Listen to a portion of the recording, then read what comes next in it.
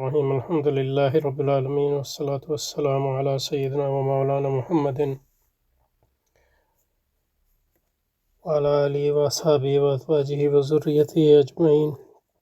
اللهم أرنا الحق حقا وارزقنا اتباعه وأرنا الباطل باطلا وارزقنا اجتنابه.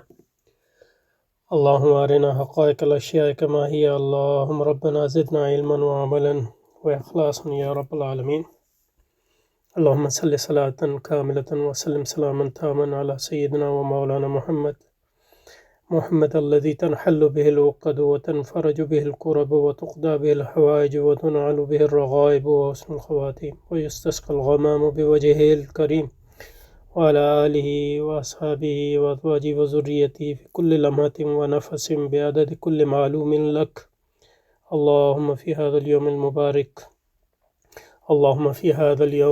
المبارك فرج عنا وعن إخواننا في غزة. اللهم فرج عنا وعن إخواننا في غزة. اللهم نفس كربنا وكربهم. اللهم نفس كربنا وكربهم وثبت أقدامنا وأقدامهم والطف بنا وبهم يا أرحم الراحمين. والطف بنا وبهم يا أرحم الراحمين. اللهم آمين. وصلى الله تعالى على رسول خير خلق محمد وآله وصحبه وأزواجه وذريته أجمعين. اچھا جی، تو یہ ایک بھائی نے مجھے بھیجا ہے، ہمارے بہت عزیز بھائی نے، اور میری رائے مانگی ہے اس پہ. اور اس پہ پہلے بھی ہم نے بنائے ہیں، یعنی شاہ ولی اللہ اور المودودی کے جو اجتہادات پہ ہیں، انگریزی میں بھی اور اردو میں بھی. اب اس میں جو ہے یہ تو ڈاٹ پوائنٹس ہیں، تو میں یہ کروں گا کہ ان کو استعمال کر کے جو میرے اپنے خیالات ہیں وہ پیش کروں گا. تو اس میں جو ہے یہ اس جن صاحب نے بھی بنائے ہیں، میرا خیال ہے یہ کہہ رہے تھے کہ اسفر بھائی نے بنائی. تو یہ کوئی جواب ان کو دینا مقصود نہیں ہے، بلکہ ان ڈاٹ پوائنٹس کے ویزا وی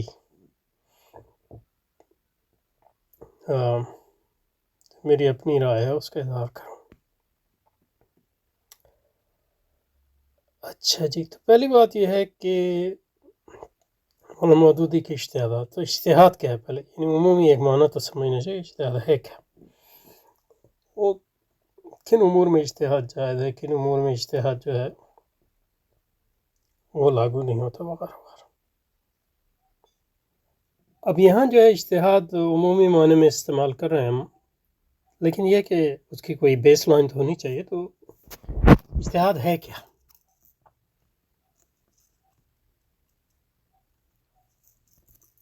لغت میں جو ہے اجتہاد کا مطلب ہے کوشش کرنا.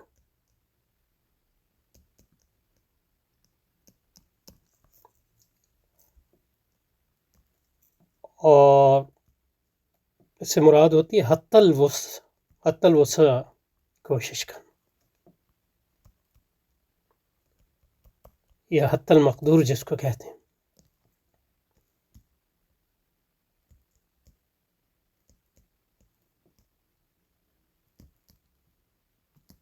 یہ بنیادی یعنی لغوی معنی حت، اور یہ اصطلاحی معنی میں بھی یعنی اس کو ہم شامل کرتے ہیں حتی المقدور کوشش کرنا. لیکن ہر کوشش کو تو اجتہاد شرعی نہیں کہتے.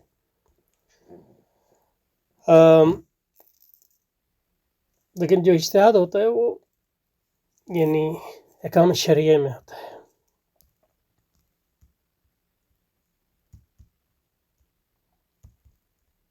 یعنی اللہ کا حکم معلوم کرنے کے لیے اجتہاد ہوتا ہے کہ اس مسئلے میں اللہ کا حکم یا مرضی کیا ہے.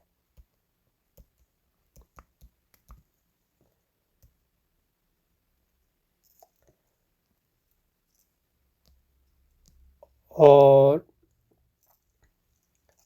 اگر نصوص میں کوئی چیز واضح ہو تو اس میں ظاہر ہے اجتہاد کی ان معنوں میں ضرورت نہیں ہوتی اگر نصوص واضح ہیں، کیونکہ نصوص کی موجودگی میں کوئی اجتہاد نہیں ہے، الا کہ آپ اجتہاد سے مراد لیں کہ ان کے معنی سمجھنے کی کوشش.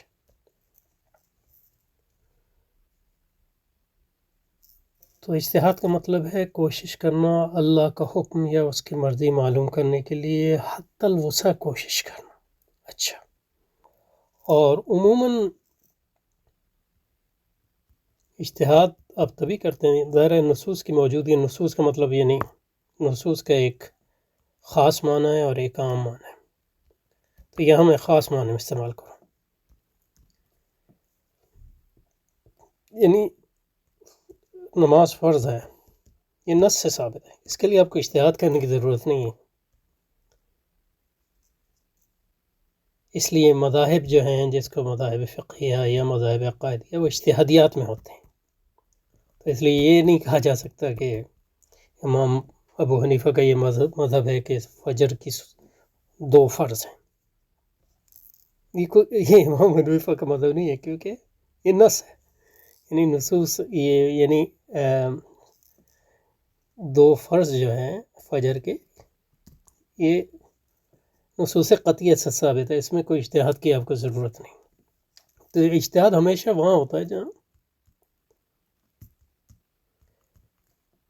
ایک نیا واقعہ، جس کو وہ نازلہ کہتے ہیں، ایک نیا واقعہ ہوا ہے، پیش آیا،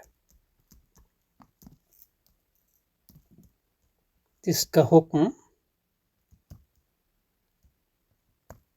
اس واقعے کا موجود نہیں ہے، کیونکہ وہ واقعہ پہلے پیش ہی نہیں آیا. تو نوازل میں اجتہاد ہوتا ہے. مثلا نازلہ کی جمع نوازل، یعنی نئی چیزیں جو وقوع پذیر ہوتی ہیں جو پہلے نہیں تھیں، اس میں اجتہاد ہوتا ہے. اور جب نازلہ ہوتا ہے یعنی اس میں اجتہاد، پہلا اجتہاد تو یہ ہے کہ اس کو سمجھنے کے لیے، واقعے کو سمجھنے کے لیے. ایک نیا واقعہ ہوا ہے تو اس کو سمجھیں گی سمجھنے کے لیے. اور جب واقعے کو آپ نے سمجھ لیا تو اس کے بعد دیکھیں گے شرعی احکام میں جو آلریڈی موجود ہیں، موجود ہے اس واقعے کے بارے میں، اگر موجود ہے تو اس کو اپلائی کریں گے. تو اپلیکیشن میں یہ ڈھونڈنے میں بھی اجتہاد کرنا پڑے گا، اور اپلیکیشن میں یعنی اس کو لاگو کرنے میں بھی اجتہاد کرنا پڑے گا. اور اگر شرعی حکم پہلے سے موجود نہیں ہے اس واقعے کے بارے میں، تو جس واقعے دوسرے وقائع یا نوازل کے بارے میں شرعی حکم موجود ہے، ان پہ قیاس کر کے معلوم حکم سے نامعلوم حکم کو اخذ کرنے کی کوشش کرتے ہیں. تو مثلا یہ کہ انہیں رسول پاک کے دور میں سگریٹ نہیں تھی، اب یہ ایک نئی چیز ہے، یہ حلال ہے یا حرام ہے، کیا ہے. تو پہلی سب سے بڑی چیز یہ ہے کہ سمجھیں کہ یہ چیز کیا ہے، اس کے پینے سے کیا فوائد اور کیا ضرر ہے، اس کی حیت ترکیبی کیا ہے، وغیرہ وغیرہ. اور پھر دیکھیں گے کہ شریعت میں آلریڈی ایسے احکام موجود ہیں، اور اگر ظاہر یہ چیز پہلے سے موجود نہیں تھی، اس کے بارے میں حکم نہیں ہے، لیکن اس کے ملتی جلتی چیزیں موجود تھیں، تو ان کے بارے میں کیا حکم تھا، اور کیا ان چیزوں اور سگریٹ میں مماثلت کتنی ہے، اور وہ حکم جو ہے اس حکم پہ، اس چیز پہ لاگو کیا جا سکتا ہے نہیں. اس سب کے لیے کوشش چاہیے، اور اس کے لیے علم چاہیے، بہت سے علم، شرعی علم بھی اور عقلی علم بھی. تو یہ مجتہد کرتا ہے. اور دیکھیں نا، اب جب سگریٹ پہلے آئی تو لوگوں نے کہا کہ یہ، بہت کم لوگوں نے کہا یہ حرام ہے، یعنی زیادہ تر لوگوں نے کہا ہوگا کہ یہ مکروہ ہے، زیادہ تر لوگوں نے کہا جائز ہے. اس میں اس کی وجہ یہ تھی کہ سگریٹ کے جو ضرر تھے اس سے لوگ واقف نہیں تھے. لیکن جب جو ہے سگریٹ کے ضرر جو ہے واضح ہو گئے، تو اب زیادہ تر لوگ جو ہے اس کو آج کل حرام کہتے ہیں. کچھ لوگ مطلب اتنے نہیں جاتے، لیکن پھر بھی مطلب مکروہ تحریمی کہیں گے زیادہ تر لوگ. جو اختلاف ہوتا ہے وہ کئی وجوہات سے ہوتا ہے مجتہدین کے درمیان. ایک وجہ یہ ہے کہ جس چیز کے بارے میں حکم لگا رہے ہیں اس کی ماہیت سمجھنے میں اختلاف ہو سکتا ہے، اور پھر شرعی حکم کے سمجھنے میں اختلاف ہو سکتا ہے، پھر اس کی اپلیکیشن میں اختلاف ہو سکتا ہے، وغیرہ وغیرہ. تو یہ اجتہادات ہیں، یعنی ایک مثال کے ذریعے میں نے کہا اچھا تو اجتہاد ہے اللہ کا حکم معلوم کرنے کے لیے کسی بھی مسئلے میں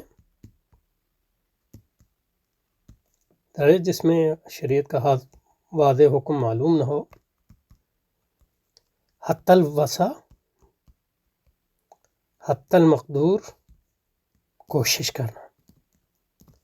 اب ہر شخص کی یہ اجتہاد ہے، لیکن ہر شخص کی کوشش کو اجتہاد نہیں کہتے۔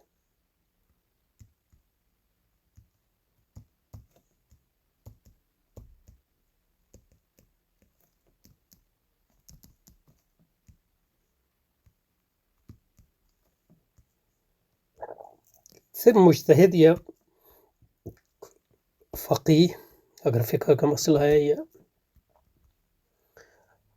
اگر عقیدے کا مسئلہ ہے تو عقیدے کا ماہر، اس کے اجتہاد کو، اس کی کوشش کو اجتہاد کہتے ہیں۔ اب میرے اور آپ جیسے آدمی کی کوشش کو اجتہاد نہیں کہتے۔ تو یہ ہے اجتہاد، وہ بذل الفقیہ ہے، یہ اس طرح مطلب ہمارے یہاں ڈیفائن کرتے ہیں، بذل الفقیہ یعنی فقیہ یا مجتہد کی کوشش، بذل الفقیہ الوسع فی النظر فی الادلۃ لاجل ان یحصل او یحصل عنده الظن او القطع بان حکم اللہ فی المسألۃ هو کذا و کذا۔ یعنی ہر شخص کی کوشش کو جو ہے وہ پہلی بات ہے حتی الوسع کوشش کرنا، یہ اللہ کا حکم معلوم کرنے کے لیے۔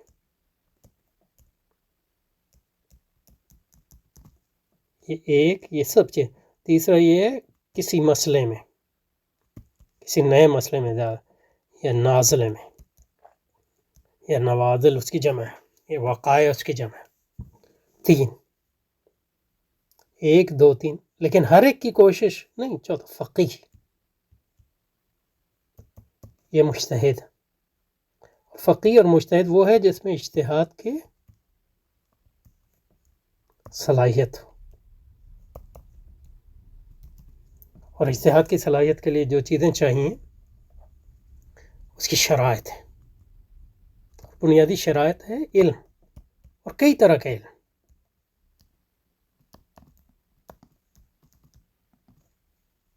اس کی ہے تو اجتہاد ہے فقیہ یا مجتہد کی کوشش، حتی المقدور کوشش کسی بھی مسئلے میں جس میں اللہ کا حکم معلوم نہیں، اللہ کا حکم معلوم کرنے کی حتی المقدور کوشش کرنا، اس کو اجتہاد کہتے ہیں، فقیہ کی اور مجتہد کی۔ اب فقیہ اور مجتہد کون ہے؟ جس میں اجتہاد کی صلاحیت ہے، اور اجتہاد کی صلاحیت کس میں ہوتی ہے؟ جس میں کچھ شرائط ہوں۔ وہ کیا شرائط ہیں؟ شرائط، پہلی شرط یہ ہے کہ قوی ذہن، قوی فہم ہو،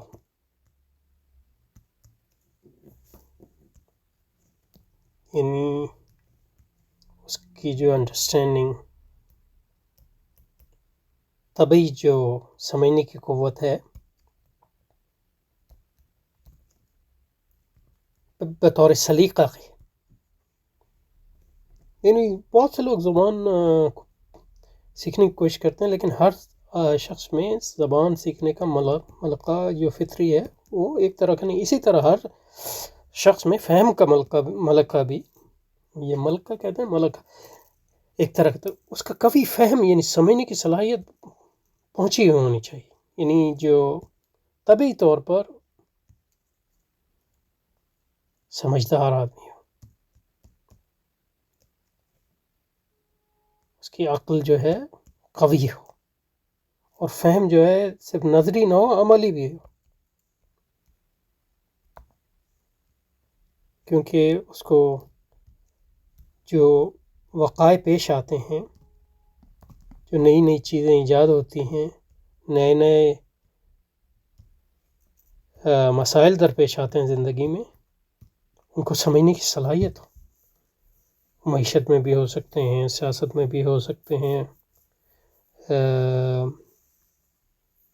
میڈیسن کے میدان میں بھی ہو سکتے ہیں، عام زندگی کے معاملات میں ہو سکتے ہیں، انسانی تعلقات میں، خاندانی تعلقات میں، انفرادی تعلقات میں، معاش میں، معیشت میں، وغیرہ وغیرہ۔ یہ سارا فقی کا یا مجتہد کا جو ہے دائرہ کار ہے، تو اس کے لیے بڑا سمجھدار آدمی چاہیے۔ اس لیے مطلب یہ ہے کہ امام ابو حنیفہ کے بارے میں جب کہتے ہیں تو ایک چیز جو نوٹ کرتے ہیں لوگ، بہت زیرک، بہت سمجھدار تھے، فوراً چیز کو سمجھ لیتے تھے، اور تو دوسرے ائمہ کے بارے میں بھی یہی۔ تو فطری جو ہے سمجھ کی قوت، لیکن سمجھ کی قوت جو ہے وہ کافی نہیں، اس کے ساتھ جو وہ علوم عربیہ کا بھی ماہر ہو، کیونکہ تمام نصوص جو شرعی ہیں وہ عربی زبان میں قرآن و سنت، تو اس میں صرف، نحو، بلاغت، اور اس کے تینوں جو علوم ہیں، ادب، کیونکہ اس میں لغت کا علم ادب سے حاصل ہوتا ہے، یعنی امامت کی عربی علوم میں امامت کے درجے پر اس کا ہونا کی ضرورت نہیں ہے، لیکن یعنی تو بہت کمزور بھی نہ ہو، اور یہ بھی ضرور نہیں ہے کہ بہت پہنچا ہو، لیکن ایک بیچ کا اس کا یعنی درجہ ہو عربی علوم میں۔ اور پھر یہ ہے کہ یہ دوسری شرط ہے، اور تیسری شرط یہ ہے کہ وہ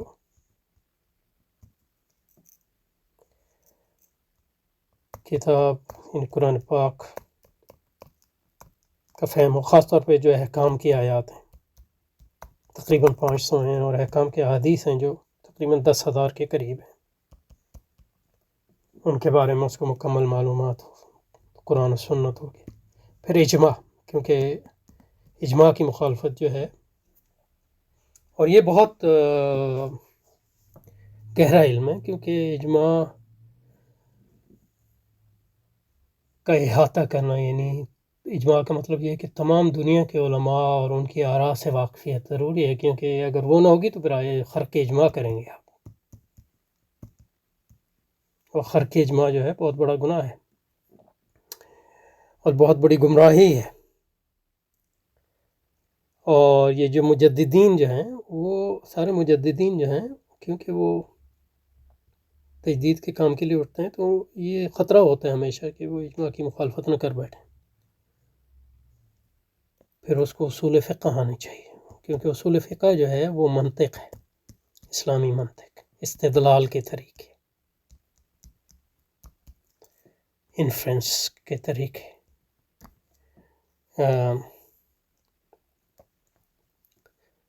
اس میں سکھایا جاتا ہے۔ اسلامی منطق جو ہے وہ منطق نہیں ہے جو وہ اس کی بھی، کیونکہ اصول فقہ کے لیے آپ کو یونانی منطق بھی تھوڑی بہت آنی چاہیے، کیوں اس لیے مطلب دیکھیں کہ المستصفیٰ کے جو اصول فقہ کی امام غزالی کی عظیم الشان کتاب ہے،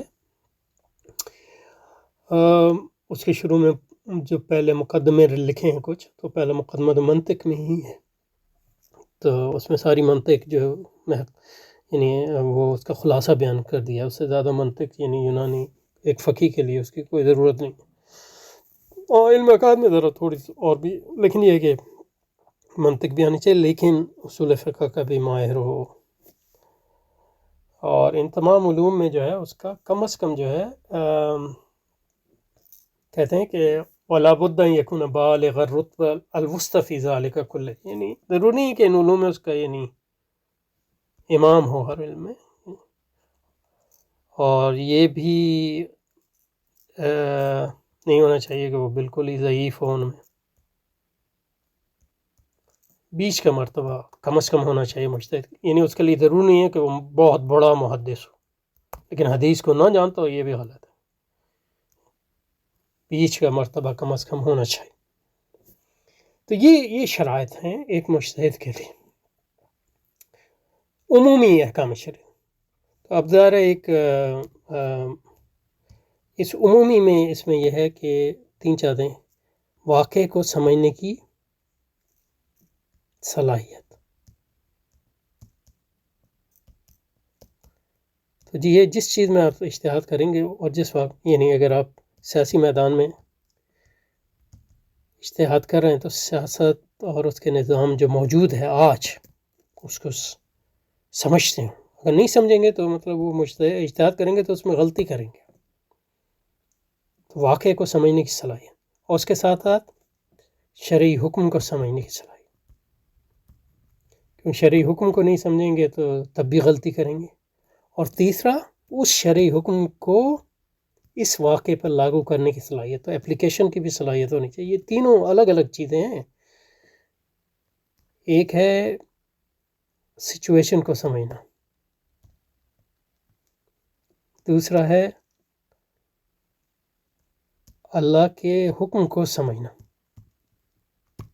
تیسرا یہ ہے کہ اپلیکیشن اس کا اطلاق کرنا.